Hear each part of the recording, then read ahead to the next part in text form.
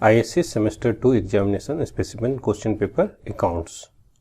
तो कल हम लोगों ने इसको क्वेश्चन नंबर 1 कर लिया था। आज हम लोग देख लेते हैं क्वेश्चन नंबर 2। तो क्वेश्चन नंबर 2 में what is the maximum amount of debenture which N unlisted company other than A NBFC and NFC, NBFC non banking finance corporation, NFC HFC stands for Housing Finance Company can redeem out of its capital.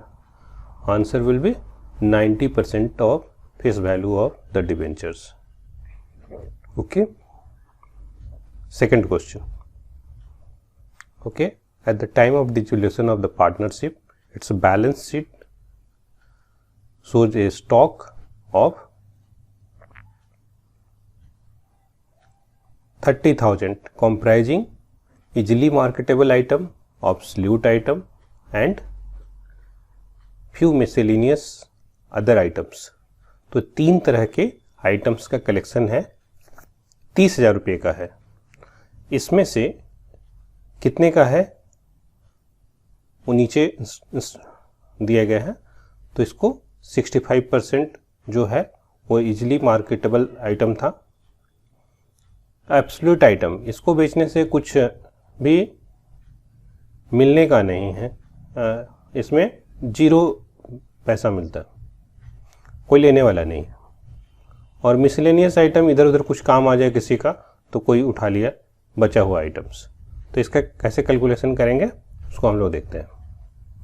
तो इसके लिए हम लोग 30,000 को 3 भागों में बांट लिया। पहला 65% जो है उसका पूरी स्टॉक का, तो 65% जो है हम लोग निकाल लेंगे। इसको जो है इजीली मार्केटेबल था, तो मतलब ये पूरा का पूरा फुल रियलाइजेशन हो गया, मतलब 65% हो गया 19,500, तो ये पूरा पैसा मिल गया। और एब्सोल्यूट आइटम जो होता है इस पर कोई वैल्यू नहीं मिलता, मतलब खराब हो गया आइटम। और बैलेंस जो बचा ये 20% था, तो 20% हो गया 6,000। तो इस दोनों को जोड़ देंगे और 30,000 से माइनस करेंगे तो बचा कितना, बचा हमारे पास 4,500। ओके, 4,500 से 15% का जो आइटम में हो रहा है 4,500, तो 4,500 में हमें रियलाइज हुआ है 40%। 40% इसका निकालेंगे तो ये आएगा 1,800 और सभी आइटम को जोड़ देंगे तो ये फुल रियलाइजेशन का है, इजीली मार्केटेबल वाला, और इससे कुछ पैसा नहीं मिला तो 0, और जो बैलेंस इससे प्राप्त हुआ था हमें 1,800 रुपये। तो सभी मिला करके हम लोगों को कितने पैसे मिला, 21,300। तो इसको हम लोग जनरल एंट्री में कैसे लिखेंगे, इसको लिखने के लिए हम लोग देखते हैं। तो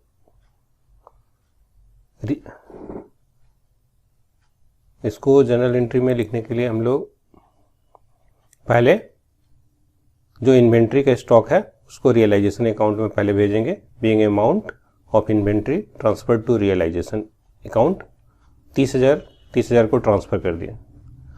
अब 65% फुल रियलाइजेशन हो गया था तो उसको बैंक में पैसा आ गया, तो बैंक अकाउंट में 19,500 to realisation account. Okay, 19,500 being 65% value of the inventory realise in full.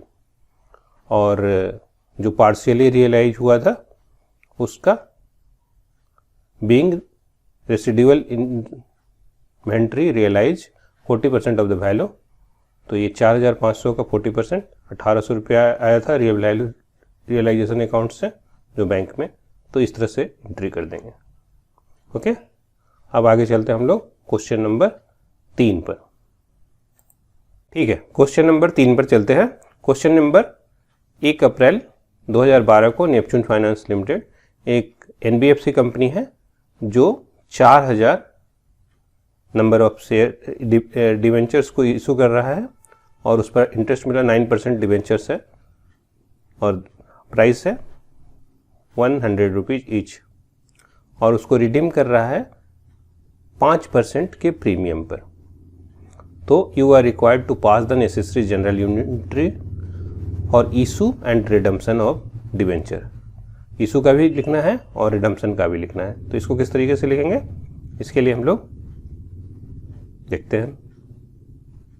तो इसका जनरल एंट्री ऐसा होगा, इन the book of Neptune finance limited. पहले जब एप्लीकेशन आया उस समय हम लोग के पास बैंक में पैसा आ गया 4 लाख का, और तो बैंक लाइन अकाउंट डेबिट होगा, application debenture application and allotment account 4 lakh का, और उसी दिन हो जाएगा आपको 1 अप्रैल को ही डिवेंचर एप्लीकेशन अकाउंट 4 लाख, और रिडम्पशन पर चूंकि हम लोगों को 5% का प्रीमियम देना है तो loss on issue on debentures 20,000, इसको एंट्री कर लेंगे। तो 9% डिवेंचर अकाउंट 4 लाख का, premium on redemption of debenture account 20,000 का। तो इस तरह से एंट्री करेंगे इसको, 4,000 9% debentures issued at par, redemption at 5% premium. अभी हमको इसके बाद एक और फंड बनाना पड़ेगा, वो है डिवेंचर रिडम्पशन इन्वेस्टमेंट। तो ये चूंकि एक लिस्टेड कंपनी है, हम लोगों ने क्वेश्चन में जैसा देखा था कि ये एक लिस्टेड NBFC है। तो लिस्टेड NBFC होने से हमें कुछ नियम को फॉलो करना पड़ता है, हमको रिजर्व बनाने की जरूरत नहीं है। तो हमें इसके जगह पर, रिजर्व की जगह पर क्या बनाना पड़ता है, a listed NBFC not required to create debenture redemption reserve account but has to invest 15% of its value in DRI, debenture redemption investment. तो ये जो अमाउंट है हमारा 4 लाख फेस वैल्यू का, 4 लाख का 15% निकालेंगे। ये हमको कब इन्वेस्टमेंट करना पड़ेगा, ये हमको इन्वेस्टमेंट करना पड़ेगा रिडम्पशन डेट से 11 महीने पहले। तो रिडम्पशन डेट कौन सा है, रिडम्पशन डेट है हमारा, क्वेश्चन में देख लेंगे रिडम्पशन डेट कौन सा है। रिडम्पशन डेट हमको दे दिया है 31 मार्च 2021। तो हमको एंट्री कब करनी पड़ेगी, हमको एंट्री करनी पड़ेगी अप्रैल 30, 2020 को। ओके, अप्रैल 1 गलत है। तो डिवेंचर इन्वेस्टमेंट अकाउंट में 60,000 जो 15% है बैंक से आएगा इसको, और इसके बाद लास्ट एंट्री होगा आपका जो 31 मार्च।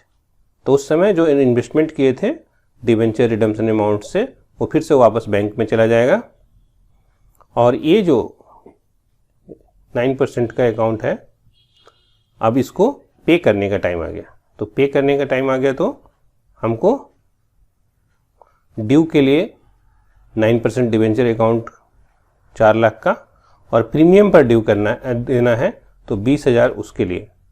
तो हमको डिवेंचर होल्डर अकाउंट में 4,20,000 रुपया देना पड़ेगा, और डिवेंचर होल्डर अकाउंट से डिवेंचर होल्डर के बैंक में ट्रांसफ़र हो जाएगा।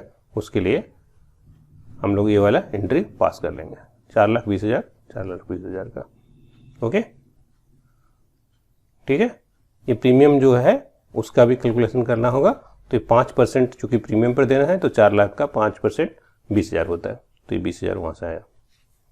ओके, तो क्वेश्चन नंबर 4 में कहता है सुहास लिमिटेड जो 1,000 डिवेंचर इशू कर रहा है, 7% का इंटरेस्ट है, 100 फेस वैल्यू है, और उसका रिडीम प्रीमियम पर होगा 5%। ठीक है, तो इसमें पैसे को 4 भागों में पैसा ले रहा है। तो एक अलॉटमेंट पर 20 रुपीज़, एप्लीकेशन पर 20, अलॉटमेंट पर 30, फर्स्ट कॉल 30 और फाइनल कॉल 20। तो इस तरीके से पैसे 100 रुपये का ले रहा है। तो एक अली बोल करके डिवेंचर बायर है जो 20 डिवेंचर्स के लिए अप्लाई किया और उसने पैसा एप्लीकेशन वाला तो पे किया, लेकिन अलॉटमेंट मनी पे नहीं किया, फर्स्ट कॉल टाइम पर पे नहीं किया और फाइनल कॉल भी टाइम पर नहीं किया। तो इन्होंने लेट करके पे किया। लेट करके कब पे किया है? तो ये अली ने 31 मार्च 21 को लेट से सब पैसा पेमेंट किया है। तो इसको अलॉटमेंट कितना हुआ था? 20 डिवेंचर्स। तो 30 ये पे नहीं किया है, तो 30 यहाँ पर 30 × 20 मतलब 600 रुपये इसने पे नहीं किया। यहाँ जो अक्टूबर में पे करना था उसमें 600 रुपये फिर पे नहीं किया, और फाइनल कॉल जो है 400 रुपये पे करना था, ये भी पे नहीं किया उसने। ठीक है, तो इसमें आर्टिकल ऑफ एसोसिएशन में कह रहा है कि इसने जो पे कब किया, इसने 31 मार्च को किया, तो इस पर इंटरेस्ट लगना चाहिए 10% के हिसाब से। तो ये लोग जो लेट से पेमेंट किया है, तो हम लोग देखते हैं कि इसमें कितने दिनों का डिले हुआ है, किस किस आइटम में कितने कितने दिनों का डिले हुआ है। तो इसमें देखते हैं 11 महीनों का डिले है, इसमें 6 महीनों का और इसमें 3 महीने का। तो अब इसका कैलकुलेशन थोड़ा देख लेते हैं कि इसको जो है कितना पैसा इसको चार्ज होगा इंटरेस्ट का, और उस पर आपको जनरल एंट्री पास करना है in the book of Suhas limited. Okay, और the adjustment and receipt of interest on call in arrear. उसके बाद दूसरा entry to close the interest on the call in arrear amount. तो 2 नंबर का question है। तो सबसे पहले हम लोग इसका कैलकुलेशन देख लेते हैं। तो calculation on interest on arrear, 600 रुपये का जो है 10% इंटरेस्ट, और ये 11 महीने उसने पेमेंट नहीं किया अलॉटमेंट मनी, उसमें तो प्लस कर देंगे फर्स्ट कॉल का 600 रुपया। ओके, और 600 अलॉटमेंट, 600 फर्स्ट कॉल और 400 सेकेंड कॉल। इसको हम लोग फिर से देख लेते हैं क्वेश्चन में कौन कौन सा पे नहीं किया उसने। एप्लीकेशन मनी पर की अलॉटमेंट पर नहीं किया है, फर्स्ट कॉल पर नहीं किया है और सेकेंड एंड फाइनल कॉल पर नहीं किया है। तो इसको हम लोग इस तरह से कैलकुलेशन करेंगे। तो ये 11 महीने का इसमें डिले हो रहा है, इसमें 6 महीने का डिले हो रहा है और इसमें 3 महीने का डिले हो रहा है। तो इसको मल्टीप्लाई कर लेंगे और इसका कैलकुलेशन करेंगे। कैलकुलेशन करने से हमें आया इसको 55 और इसका 30 और इसका 10। तो इस तरह से टोटल होता है 95। इस 95 रुपीज़ को हम लोग किस तरह से जनरल एंट्री करेंगे? जनरल एंट्री करने का तरीका होगा interest on call in arrear credit होगा और डेबिट होगा डिवेंचर होल्डर अकाउंट 95। चूंकि ये लेट से दिया है तो डिवेंचर होल्डर अकाउंट का पैसा 95 रुपीज़ और सब पैसा 31 मार्च को आया है। Okay, 95 rupees. Interest on call in arrear account 95 to, और ये कंपनी के लिए प्रॉफिट है तो ये चला जाएगा to statement of profit and loss account और यही एंट्री हो जाएगा। जस्ट केवल ये 3 ठो एंट्री होगा बस। ओके, तो कैलकुलेशन इंपॉर्टेंट था और ये अमाउंट कैसे कैसे है 600, 600, 400 उसको मैंने बता दिया। ओके, अगले क्वेश्चन पर चलते हैं। अगला क्वेश्चन है, 3 पार्टनर है नरेश, ध्रुव और अजीज, उनका रेशियो है 5:3:7। यहाँ पर एक रिटायर हो जा रहा है नरेश और ये जो पार्टनर्स हैं वो अब जो पार्टनरशिप का रेशियो होगा 2:3 में। Okay, new partnership ratio. Okay, अब एडजस्टेड कैपिटल अमाउंट ऑफ ध्रुव और अमीज का नरेश का रिटायरमेंट के बाद के समय, at the time of Naresh के रिटायरमेंट के समय इतना है और इतना है, 33,000 और इतना 1000। और टोटल अमाउंट नरेश को कितना पे करना है, नरेश जा रहा है तो 90,500 पे करना है। ओके, उसको कैश में दे चाहिए। तो इसमें और एक चीज लिखा हुआ है कि ये फर्म के पास 20,000 का कैश बैलेंस है। तो 20,000 का जो कैश बैलेंस है, उस कैश बैलेंस में से 5,000 रखने से भी काम हो जाएगा। तो 20,000 से हम लोग 5,000 रख करके 15,000 को भी यूटिलाइज कर सकते हैं उसको नरेश को पेड करने के लिए। तो इसका कैलकुलेशन कैसे होगा, इसमें क्या करना है, क्या क्या निकालना है। You are required to pass the journal entry, payment made to the retiring partner, और कैश कितने कितने रिमेनिंग पार्टनर लेके आएंगे। तो इसको हम लोग कैलकुलेशन देख लेते हैं कैसे कैलकुलेशन होगा। तो अभी देखते हैं total capital of new firm कितना हो जाएगा। तो हम लोगों को देख चुके हैं क्वेश्चन में कि ध्रुव के पास कितना था 33 और अजीम के पास 70,500 और इसको पे करना है 90,500। फिर से देख लेते हैं ध्रुव के कैपिटल और अजीम के कैपिटल, और साथ में ये जो ध्रुव को ये नरेश जवाहर जा रहा है उसको कितना पे करना है। ये तीनों का कैपिटल निकाल दिए और हम लोग जो कैश बचा हुआ था 20,000, उसमें से 5,000 तो रखना उसमें ज़रूरी है, और 5,000 रख के 20,000 में से 15,000 को हम लोग यूटिलाइज करेंगे पेमेंट के लिए। तो इस तरह से तीनों को ऐड कर देंगे, तीनों का कैपिटल को, और उसमें 15,000 को माइनस कर देंगे। तो हमारा कैपिटल फर्म का आ रहा है 1,79,000, total capital of new firm. Okay, अब ये जो कह रहा है कि न्यू फंड का जो फर्म बनेगा उसमें ध्रुव का रेशियो 2 और अजीम का 3 रहेगा। ओके, तो ध्रुव का न्यू कैपिटल कितना हो जाएगा, 1,79,000 कैपिटल है टोटल, 2/5 निकालेंगे तो ये कैपिटल होगा 71,600, और ध्रुव का पहले से कितना है 33,000। तो कैश और कितना लेके आना पड़ेगा ध्रुव को, cash to be brought by Dhruv 71,600 minus 33,000, 38,600। Azim's new capital कितना हो जाएगा, टोटल कैपिटल है 1,79,000 और 3/5 इसको नया वाला रेशियो है, तो उसमें 1,07,400 इतना उसका कैपिटल होगा।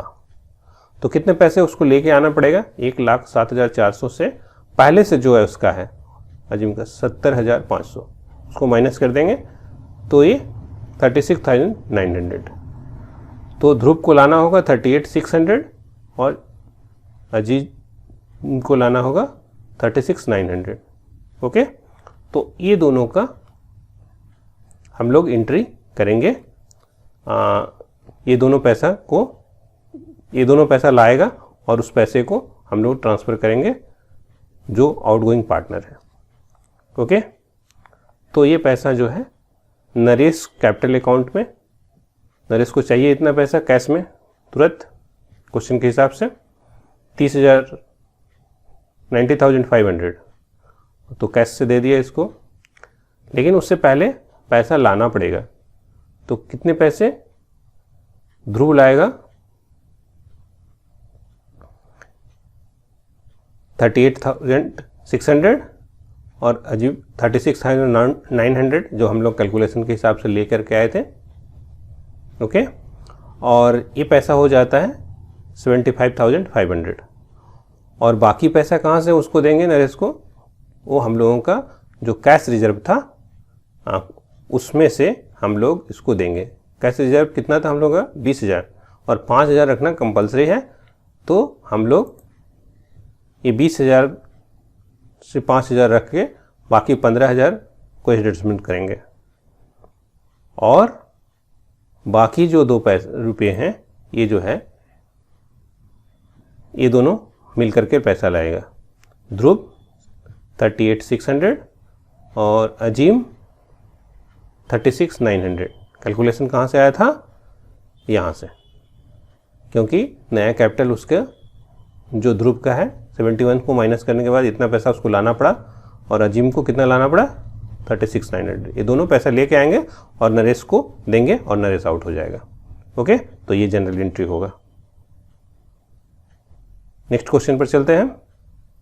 Question number 5। क्वेश्चन नंबर 5 क्या है?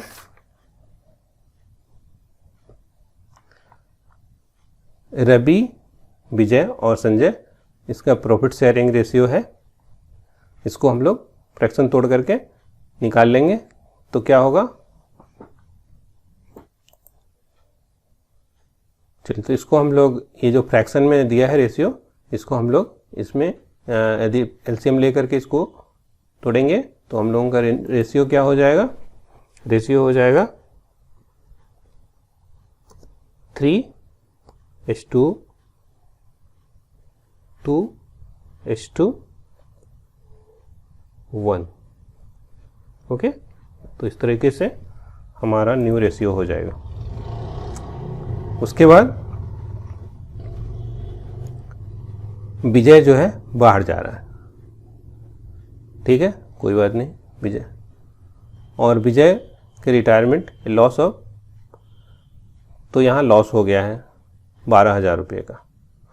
तो करना क्या है क्वेश्चन में? Calculate the new profit sharing ratio of remaining partner और pass the journal entry and write off the loss on revaluation of assets and liabilities. Okay, तो इसका कैलकुलेशन कैसे करेंगे उसको देखते हैं। तो यहाँ देखते हैं विजय रिटायर हो रहा, तो विजय का जो शेयर है उसको ये लोग 1:4 रेशियो में ले रहा है। मतलब रवि जो है 1/5 लेगा और सुजय 4/5 लेगा। तो इसको कैसे कैलकुलेशन करेंगे देखते हैं। और इसका रेशियो कितना था? विजय का रेशियो था पहले से 2/6। इसको देखने से तो अब 2/6 का कैलकुलेशन हम लोगों को ये दोनों को 1/5 और 4/5 में बांटना होगा।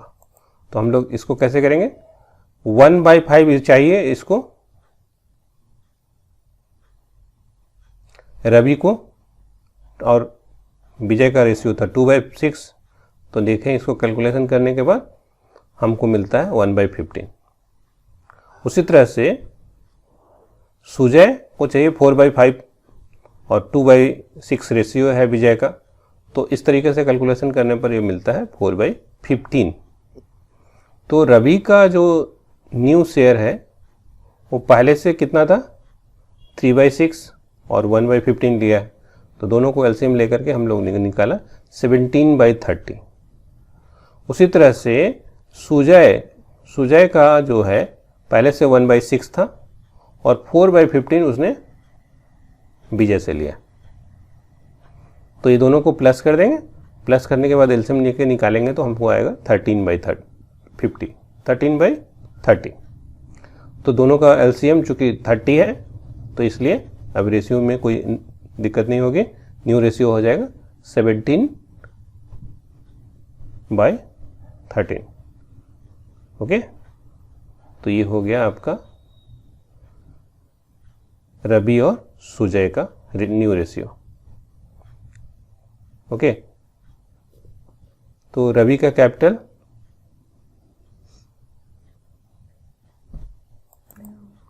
ओके, तो जैसा कि क्वेश्चन में दिया हुआ है फर्म को 12,000 का लॉस है। ओके, उस समय विजय जब रिटायर हो रहा है तो 12,000 का उसे फर्म को लॉस है। तो लॉस को हम लोग चूंकि उस समय तीनों पार्टनर थे तो तीनों पार्टनर ओल्ड रेशियो में 3:2:1 में ये डिवाइड कर देंगे। तो रवि का हिस्सा में चला गया 6,000, विजय का 4,000 और सुजय का। तो ये रिवैल्यूएशन अकाउंट में चला जाएगा और ये इस तरीके से एंट्री करेंगे, being revaluation loss written off in the old ratio. Okay, तो इस तरह से एंट्री हो जाएगी।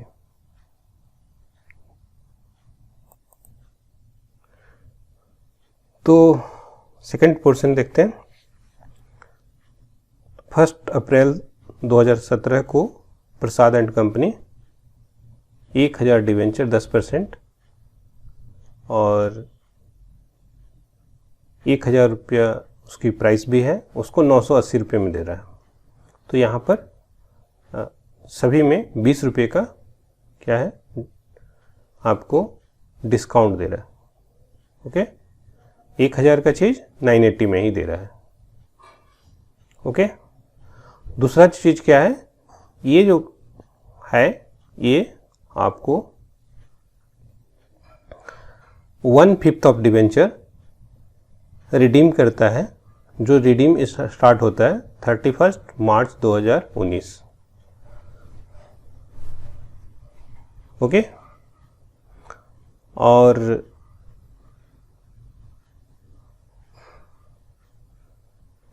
मार्च 2018 को कंपनी 4000 कैपिटल रिजर्व में रहता है, ऐसा लिखा है। और उसके राइट ऑफ किस तरह से करना है, कंपनी का डिवेंचर का जो डिस्काउंट दिया है इसने वो लिखना है। Company wrote a discount of issue of debentures over a life span of debentures. Okay, तो आपको करना क्या है, you are required to prepare a discount on issue of debenture account for first 3 years। तो इसमें बहुत टिपिकल क्वेश्चंस है, बहुत सारे जानकारी फालतू के हैं। तो आपको क्या ध्यान रखना है कि 1000 का डिवेंचर 980 रुपये में मिला है। ओके, दूसरी चीज ध्यान क्या रखनी है, तो ये डिस्काउंट जो है 20 रुपये का मिला है और 1000 नंबर ऑफ डिवेंचर्स है। तो 20 इंटू 1000 करेंगे तो 20,000 रुपये का डिस्काउंट टोटल दिया गया है। ओके, दूसरा चीज़ क्या है, ये जो कंपनी का डिवेंचर है वो रिडीम हो रहा है। रिडीम कब हो रहा है, 31 मार्च 2019। अच्छा, एक बात ध्यान रखनी है, 31 मार्च 2019 को हम लोग 1 अप्रैल 2019 भी लिख सकते हैं। एक दिन के लिए अकाउंटिंग में कोई अंतर नहीं होता, आपके अंडरस्टैंडिंग के लिए थोड़ा इजी हो जाएगा। तो इसको हम लोग 1 अप्रैल 2019 समझेंगे। तो अब हम लोग इसको समझने के लिए ध्यान रखते हैं कैसे कैसे ये पूरा कैलकुलेशन हो रहा है। तो इसको समझने के लिए हम लोग चलते हैं एक्सेल पे। तो एक्सेल में ये समझने की चीज़ क्या है, डिस्काउंट कितना दिया, 20,000 रुपया। 20,000 कहाँ से आया, 20,000 आया है आपको, वो आपको आया है 1000 नंबर ऑफ शेयर्स था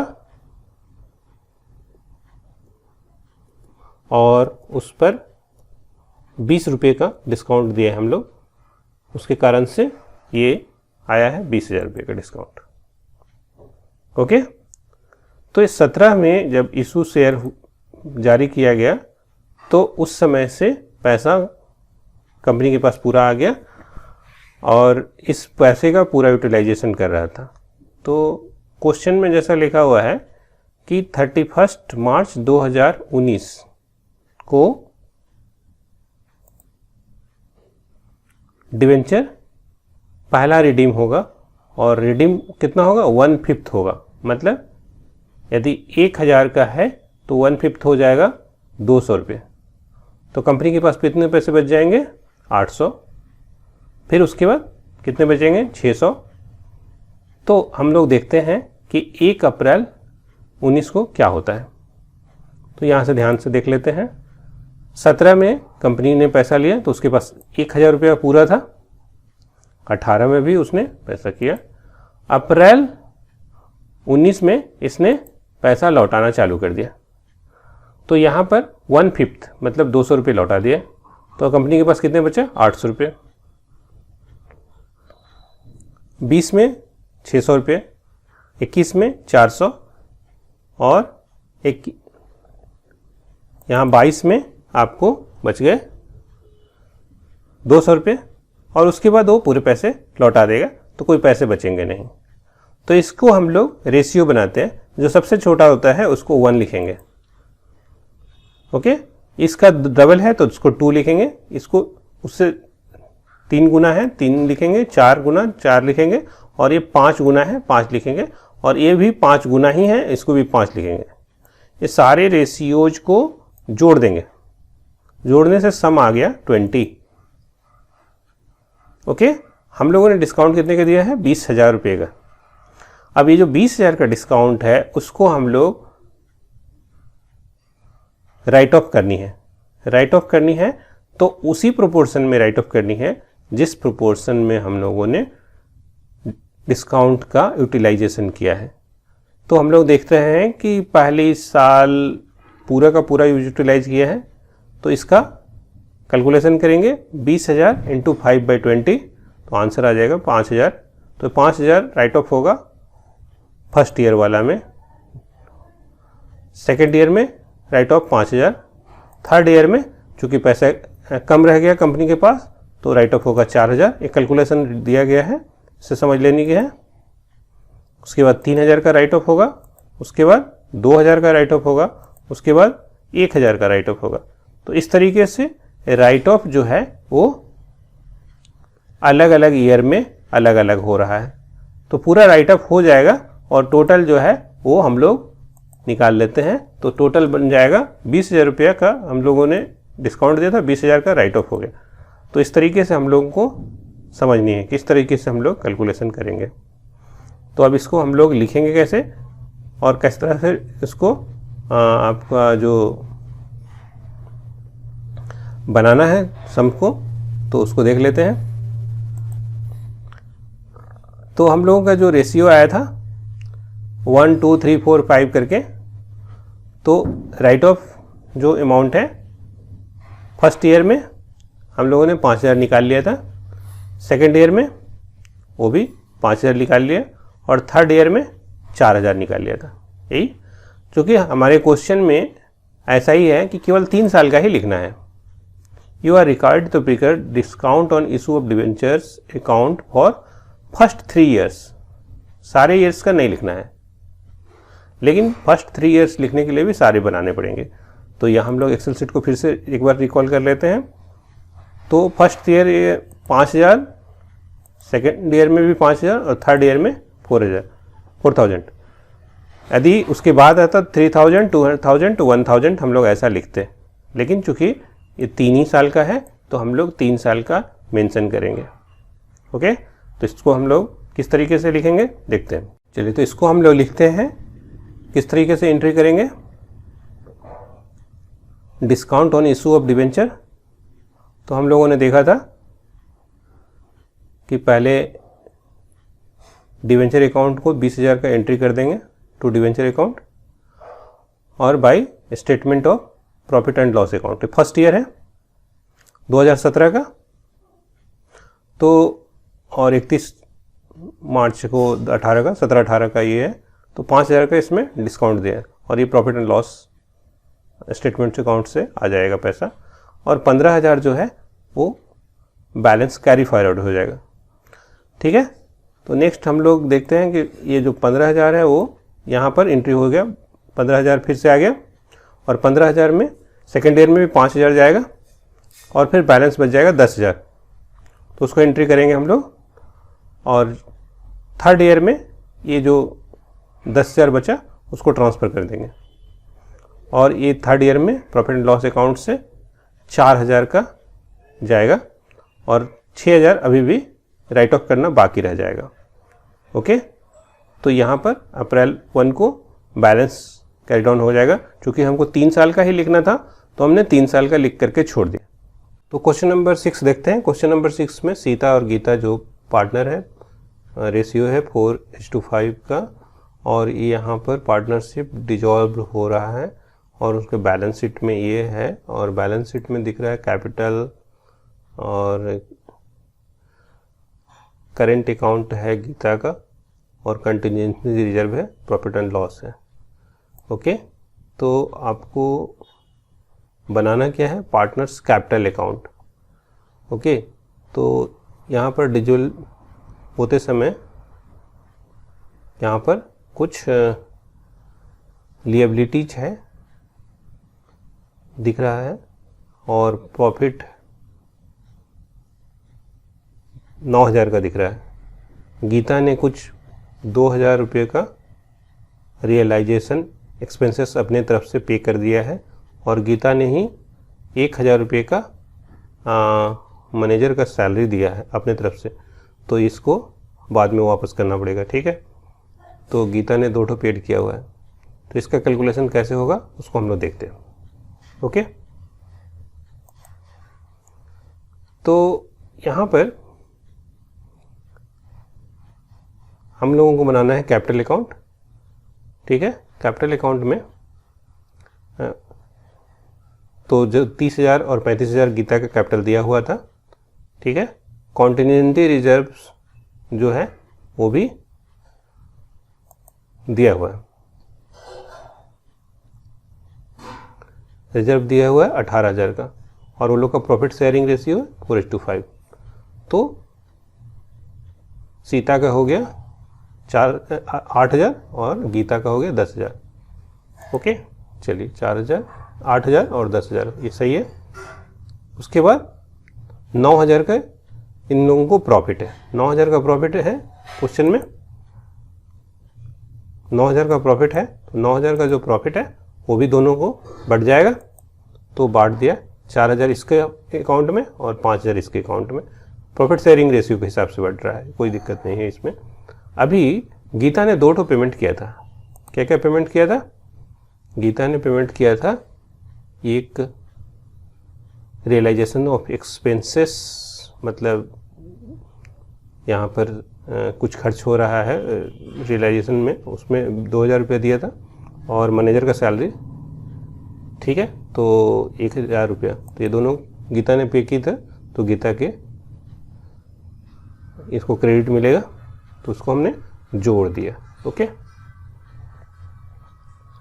ठीक है, और गीता का करंट अकाउंट भी चल रहा था, उसमें करंट अकाउंट में 2,000 का क्या था, डेबिट था।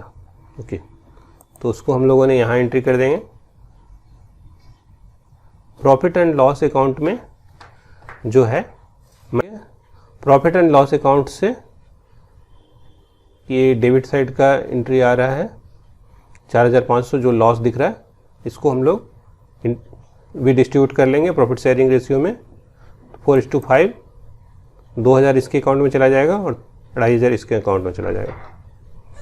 और अब फाइनल सेटलमेंट करनी है, तो इस सारे अमाउंट को ऐड करेंगे इधर भी, और इसको देखेंगे कितना हो रहा है। तो देखने से ही पता चल रहा है कि क्रेडिट साइड ज़्यादा है, 53। अब जो बच गया उसको हम लोगों को फाइनल सेटलमेंट के लिए देना पड़ेगा। तो इसमें देख रहे हैं कि माइनस करके 40,000 सीता के निकल रहा है, और 48,500 जो है गीता का निकल रहा है। तो ये दोनों उन लोगों को ट्रांसफ़र कर दिया जाएगा। ठीक है, तो इस तरीके से हम लोग इसको फिनिश करेंगे। तो कोई ख़ास कॉम्प्लिकेटेड नहीं है। तो इस तरह से सेक्शन ए कंप्लीट होता है।